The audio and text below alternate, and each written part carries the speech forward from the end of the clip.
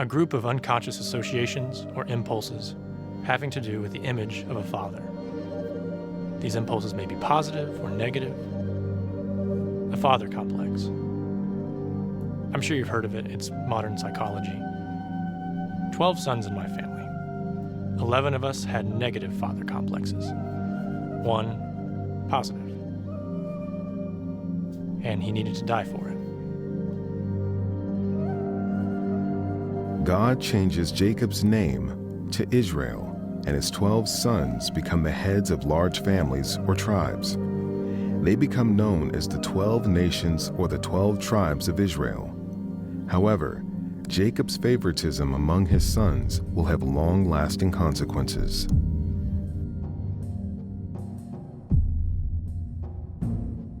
Let me start with an odd story that happened at the ford of the Jabbok River. My father, Jacob, along with his family, was headed to meet his estranged brother, Esau, who brought with him 400 men. Things were more than a little tense because Esau had promised to kill Jacob the last time they had seen each other.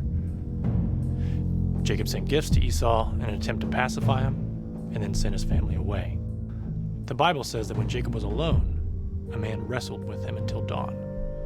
The Bible does not identify the man, and when the man could not overcome Jacob, he touched Jacob's hip and dislocated it. The man said, "Let me go, for it is daybreak." And Jacob replied, "I will not let you go unless you bless me."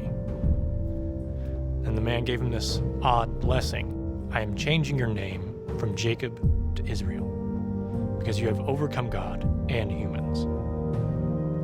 Jacob let him go and named the place Peniel, because he said that he had seen God face to face and his life had been spared. My father wrestled with God. And wrestling with God is no joke. My father, Jacob, now Israel, son of Isaac, son of Abraham, God instructs him to take his entire enormous family and massive wealth and go to Bethel. At Bethel, he is to build an altar to God. Before doing so, Israel does a very important thing. He instructs his entire household to get rid of their foreign gods and purify themselves. They give him their foreign gods and their earrings, and Israel buries them. With his active dedication to God, the terror of God falls on all the towns around them, and nobody bothers them. At Bethel, God reaffirms my father's name change. Says that he will increase in number until a great nation and kings come from him, and that he will receive the land given to Abraham and Isaac. God doesn't say when this will happen, just that it will happen. My father set up a stone pillar as a memorial for God's promise. At that time, my father had 2 wives. Leah was his first wife, and her sister Rachel was his second and favorite wife. My father also had 2 concubines, Bilhah and Zilpah. He had sons by all of them, 12 sons in total. I was the firstborn son by his first wife, Leah. My father never truly loved my mother, and I'm not sure he ever really loved me either. He certainly didn't love his 2 concubines. Maybe that is part of the explanation for what happened next. I slept with his concubine, Bilhah, the mother of 2 of my half-brothers. This was a hugely disrespectful act. My father found out about it, but didn't do anything. I guess he just didn't care that much about me, or Bilhah. That doesn't mean my father didn't love any of his children. He had a special love for his 2 children by Rachel, the love of his life, Joseph and Benjamin. He loved Joseph far more than any of the rest of us.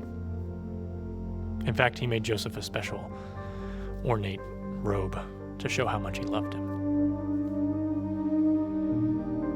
We hated Joseph. Every time we saw that robe with its many colors and designs, we hated him even more. Joseph told us about a dream he'd had. We were binding grain into sheaves when our sheaves bowed down to his. We exploded. He insinuated that he would rule over us. That was beyond disrespectful to us, his older brothers. And it got worse.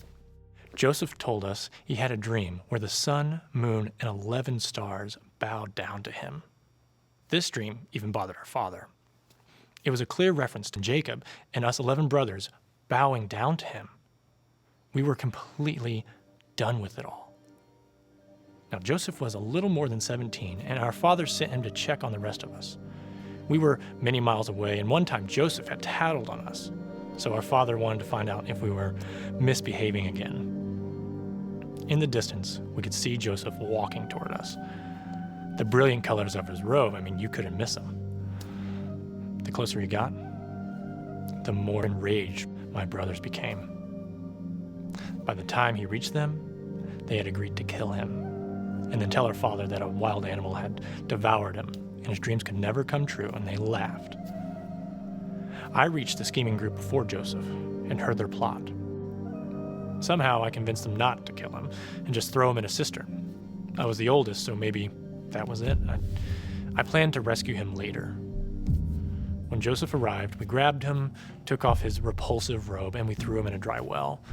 I left while my brothers sat down to a meal and to celebrate their shallow victory. Then they heard something. Bells. In the distance. Camel bells. They looked up and saw a caravan of Ishmaelite traders, loaded with spices to take to Egypt. These Ishmaelites were distant cousins of ours. When I returned to the cistern to rescue Joseph, it was empty. I confronted my brothers and they explained what they had done. My brother, Judah, had a brilliant idea. Rather than killing Joseph for no gain, they should sell him to the traders as a slave. They would not be guilty of murdering their own brother, and they would have money to boot. Done. They sold him for 20 shekels of silver. And Joseph became a slave.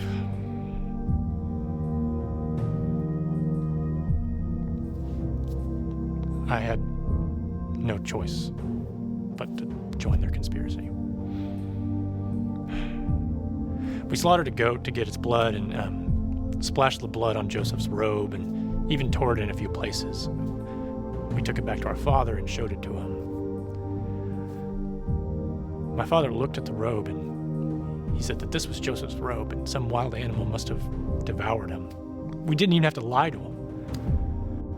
Our father tore his clothes and mourned for many, many days, and we tried to comfort him, but he would have none of it. Our father said he would mourn for Joseph the rest of his life. And secretly, we felt justified in our actions. Our father loved Joseph so much, and us so little. With Joseph gone, I hoped to be more respected by my father. I hoped to gain his trust and love. But things did not go so well for my family after Joseph was gone. I won't bore you with all the details, but I will tell you one story that exemplifies just how badly things fell apart for us. My brother, Judah, again, moved away from the family. While gone, he married a Canaanite woman. And he knew our father would never approve of that, which is maybe why he did it. She quickly became pregnant and bore a son. She got pregnant again and had another son. Their firstborn son married a woman named Tamar. He was so wicked that the Lord put him to death. Now, that is wicked. My brother, Judah, went to his second son and demanded he impregnate his brother's wife and raise her children so that she could carry on the name of the family. The second son refused to do so.